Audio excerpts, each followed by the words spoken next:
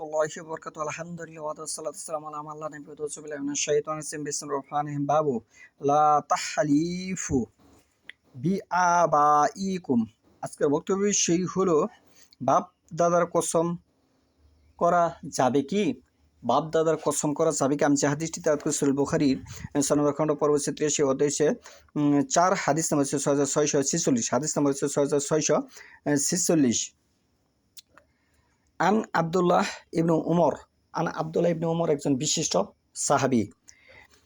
আন্না রাসূলুল্লাহি সাল্লাল্লাহু আলাইহি ওয়াসাল্লাম, নিশ্চয় রাসূলুল্লাহ সাল্লাল্লাহু আলাইহি ওয়াসাল্লাম বলেছেন, আদ্রা আকা উমর ইবনুল খাত্তাব ওয়া হুয়া ইয়াসিরু ফি রাকবিন ইয়াহলিফু বিআবিহি ফাকালা আলা ইন্নাল্লাহা ইয়ানহাকুম আন তাহলিফু বিআবাইকুম মান কানা হালিফান ফাল ইয়াহলিফ বিল্লাহি আও লিয়াসমুত।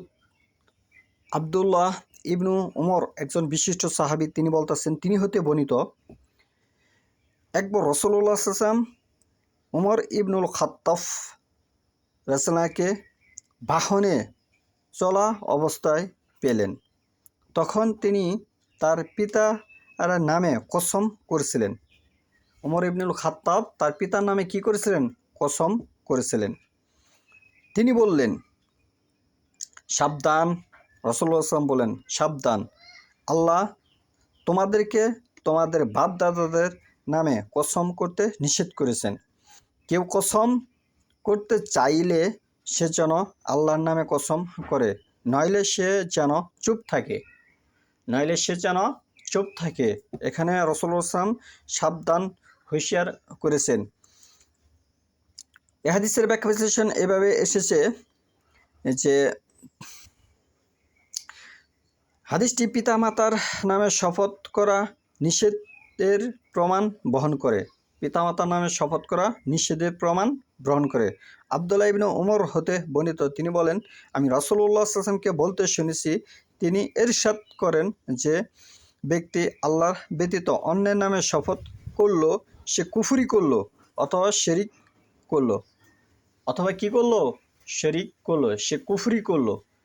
তাহলে শরিক সম্পর্কে অবশ্যই আপনারা জানেন যে আল্লাহর সাথে শরিক করলো তার জন্য জান্নাত হারাম হলো। সূরা মায়েদার ৭২ নম্বর আয়াত।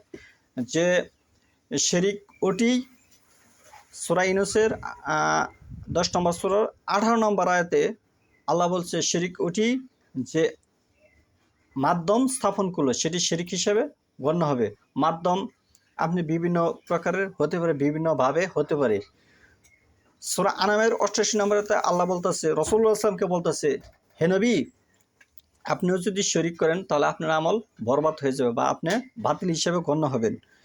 তাহলে এখানে শিরকের ৩টি পরিচয় আমি অতি সংক্ষিপ্তভাবে তুলে ধরলাম, এবং তুলে ধরার উদ্দেশ্য হচ্ছে যে কসম, আল্লাহ ব্যতীত অন্য কোনো জিনিসকে উল্লেখ করে কসম করা যাবে না, সেটি পিতামাতার নামেও করা যাবে না, স্পষ্ট বর্ণনা।